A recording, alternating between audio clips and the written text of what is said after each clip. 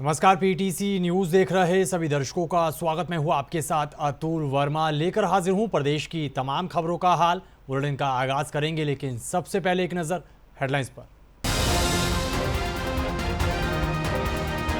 Monsoon के मद्देनजर प्रदेश में पानी निकासी से संबंधित तैयारियों को लेकर मुख्यमंत्री ने की समीक्षा बैठक, अधिकारियों को दिए निर्देश।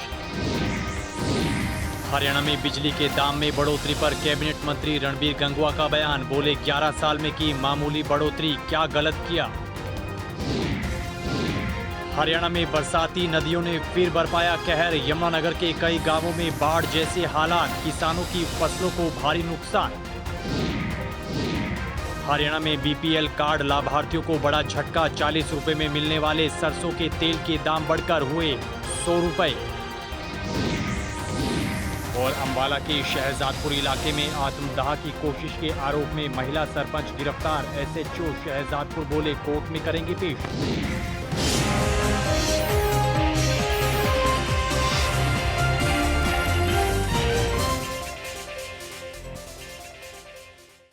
तो चलिए बुलेटिन का आगाज करेंगे अहम खबर के साथ। मॉनसून के मद्देनजर प्रदेश में पानी निकासी से संबंधित तैयारियों को लेकर मुख्यमंत्री नायब सिंह सैनी ने समीक्षा बैठक की है। वहीं समीक्षा बैठक के बाद मुख्यमंत्री नायब सिंह सैनी ने तमाम अधिकारियों को जरूरी दिशा निर्देश दिए।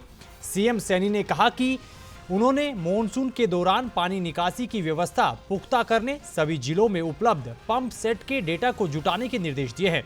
इसके साथ साथ प्रदेश भर के जिला उपायुक्तों को विशेष निर्देश दिए गए हैं कि बारिश के पानी की निकासी की व्यवस्था को लेकर तैयारियां पूरी रखी जाएं। सीएम ने बताया कि उन्होंने बारिश के पानी की निकासी के लिए ड्रेनों आदि की सफाई कार्यों का ब्यौरा भी लिया है। हरियाणा में बिजली के दाम में बढ़ोतरी किए जाने को लेकर कैबिनेट मंत्री रणबीर गंगवा ने बयान दिया है। करनाल पहुंचे मंत्री रणबीर गंगवा ने कहा कि सरकार ने 11 सालों में बिजली के दाम में मामूली सी बढ़ोतरी की है, तो क्या कुछ गलत काम किया है। वहीं उन्होंने कांग्रेस पर जमकर निशाना भी साधा और कहा कि कांग्रेस जब सत्ता से गई थी तब क्या दाम थे और अब क्या दाम हैं, ये बात कांग्रेस वाले जरूर समझ लें। कांग्रेस पार्टी के लोगों से आप एक बात पूछ लेना कि जब वो उनको सत्ता से जब गए थे वो तब बिजली के रेट क्या थे, उससे कुछ ना कुछ हमने घटाने का काम किया था। अब पिछले 11 साल में एक पैसा भी नहीं बढ़ाया। अब भी जो रेट बढ़े हैं किसानों का कोई एक पैसा भी नहीं बढ़ा, उसके अंदर जो छोटे उपभोक्ता है 2 किलो तक के, उनका भी कोई पैसा नहीं बढ़ा है। और उनका जो मासिक जो उनका जो है न्यूनतम चार्जेज है वो भी उनका माफ कर दिया गया है। उसका माफ का नहीं मतलब उसका खत्म कर दिया गया है। पहले जो न्यूनतम चार्ज लेते थे, आज अगर कोई 1 महीने के लिए अपना कोई ताला लगा करके बाहर चला जाए तो पहले मिनिमम चार्जेस लिया जाता था, वो मिनिमम चार्जेस भी बंद कर दिया है। 11 साल के बाद में अगर जो भी कोई जो महंगाई होती है एक नॉर्मल तरीके से, उसका जो मिनिमम जो कम से कम जो बढ़ा सकते थे वो बढ़ाने का काम किया है। उसमें भी प्रदर्शन करने का काम कर रहे हैं, सवाल उठाने का काम कर रहे हैं। इधर हरियाणा में बीपीएल कार्ड धारकों को सरकार ने बड़ा झटका दिया है। जानकारी के मुताबिक बीपीएल कार्ड धारकों को मिलने वाले सरसों के तेल के दाम में इजाफा किए जाने की खबर निकल कर आई है। जानकारी के मुताबिक सरकार ने 1 जुलाई से बीपीएल कार्ड धारकों को 40 रुपए में मिलने वाला सरसों का तेल का दाम बढ़ाकर 100 रुपए करने का फैसला किया है। वहीं सरसों तेल के दाम में बढ़ोतरी को लेकर बीपीएल कार्ड लाभार्थियों ने सरकार के खिलाफ नाराजगी जाहिर की है और सरकार से बढ़े हुए सरसों के तेल के दामों को वापस लेने की मांग रखी है। मेरा बीपीएल है। क्या क्या मिलता है इसमें? खाली गेहूं है, तेल मिलता है बस, और चीनी मिलती है। और जिसमें सरकार ने चावल भी कह रहा कि चावल मिलेंगे, साबुन सर्फ सब कुछ मिल रहा सबको, तो रिफाइन की थैली मिल रही, यहाँ तो कुछ भी नहीं मिल रहा। सरकार ने तेल के दाम अचानक बढ़ा दिए, क्या कहेंगे, कितना फायदा कितना नुकसान? हमें तो नुकसान ही है भाई, गरीब आदमी किसी पे तो 40 रुपए भी पैदा नहीं हो रहे हैं। ये बताओ आप, फिर क्या फायदा? कम दम उल्टा 30 रुपए की शीशी होनी चाहिए थी, 40 रुपए कर दिए। किसी के पास 40 रुपए नहीं पहुंच सकते। तेल के दाम कम करने चाहिए थे, वो बढ़ा दिए। तेल के दाम कम होने चाहिए थे, चलो 40 रुपए में 100 रुपए की मिलेगी, 100 रुपए की शीशी कर दिए तभी। क्या फायदा आप बता दो। कितना नुकसान लाभार्थियों का इस बार देखी जाए तो? हमें तो भाई बहुत नुकसान है। 40 रुपए में तो अब कितने की लेनी पड़ी आपको? अब 100 रुपये बोल रहे हैं, तो इससे तो फिर दुकान से ही ले लेंगे ना, क्या फ़ायदा फिर यहाँ से लेने में। तो बीपीएल कार्ड का कोई फ़ायदा नहीं है? कोई फ़ायदा नहीं है।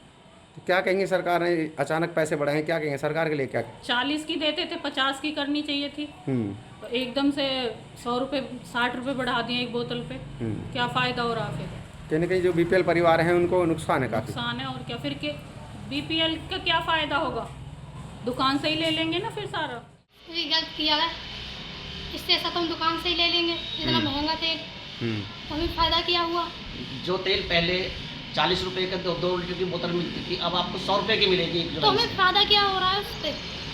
कार्ड बनाया है तो हमारे कुछ फ़ायदा तो होनी चाहिए उसके लिए, इससे अच्छा तो हम दुकान से ही ले लेंगे।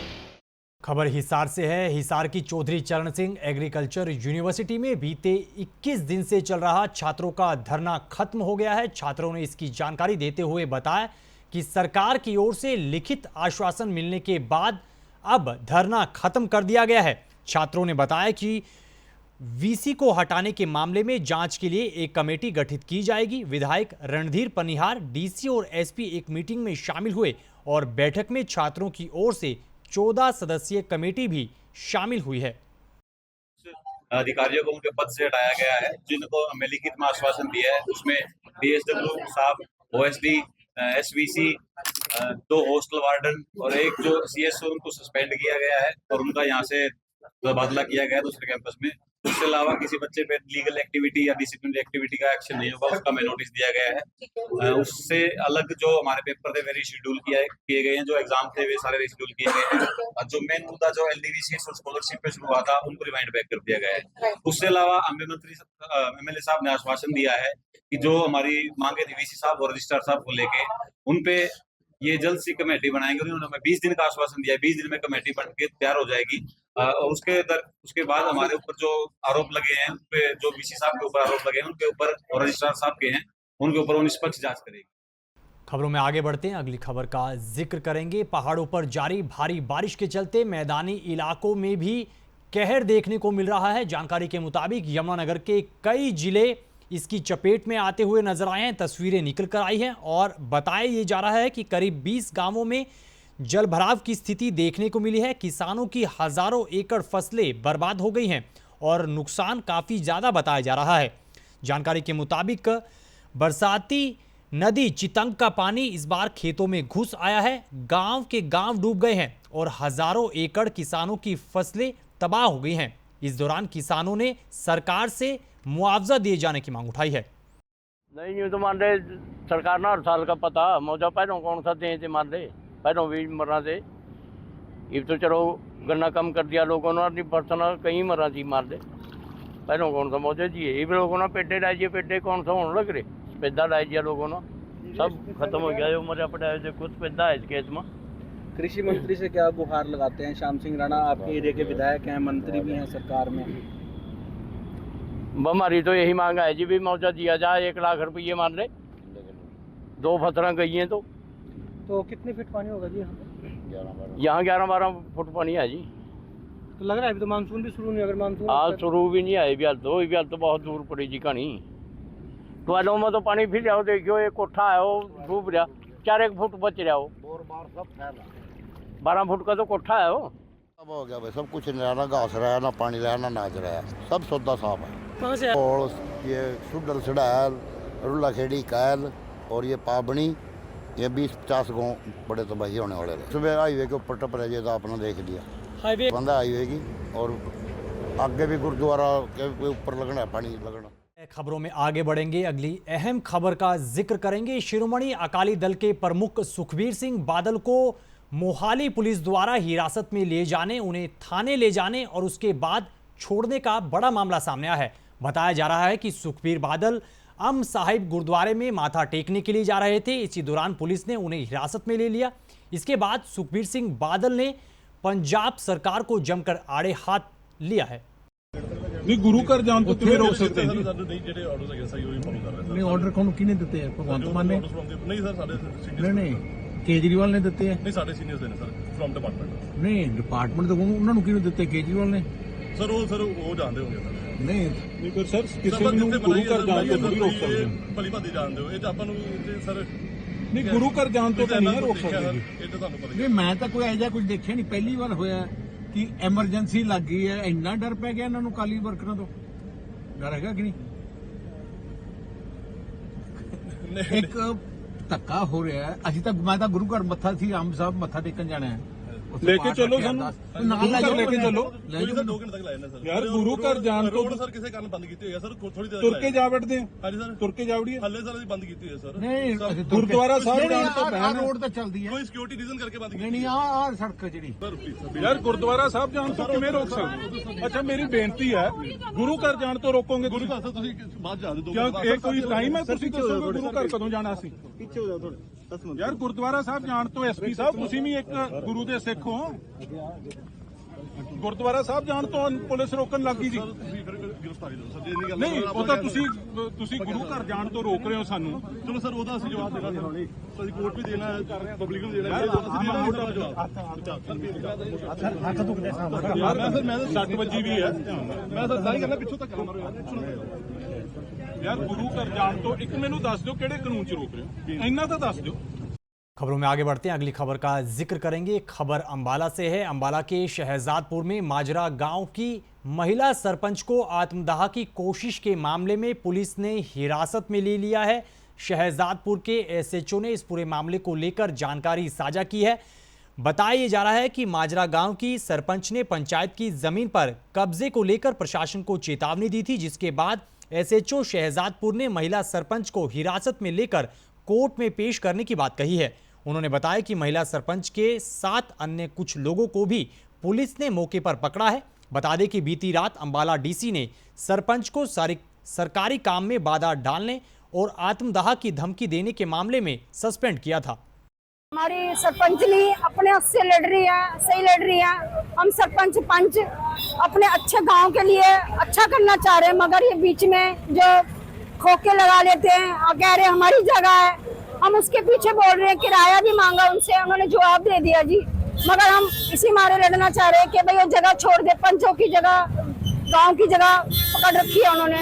हम 21 साल 22 साल हो गए जी जगह रखा उन्होंने, मगर ना कोई किराया दे देते हैं ना कुछ। अपनी मतलब दोस्त जमा रखी है जी जगह पे।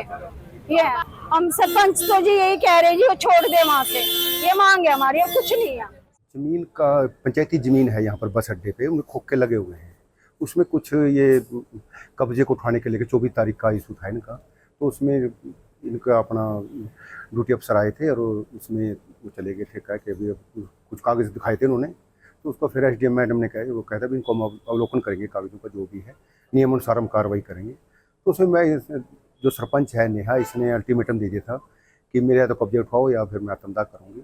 उसके बारे में आज हमने इसको नियम अनुसार कार्रवाई करते हुए मैडम के पास पेश किया है, एसडीएम मैडम के पास। सिरसा में तहसीलदार के बाद अब सीईओ पर भी गाज गिर सकती है। सिरसा से कांग्रेस विधायक गोकुल सेतिया ने अब सीईओ की शिकायत पंचायत मंत्री को की है। बताया ये जा रहा है कि बीते दिनों कांग्रेस विधायक ने सोशल मीडिया पर लाइव होकर सीईओ की कार्यप्रणाली पर सवाल उठाए थे और उन पर गंभीर आरोप जड़े थे।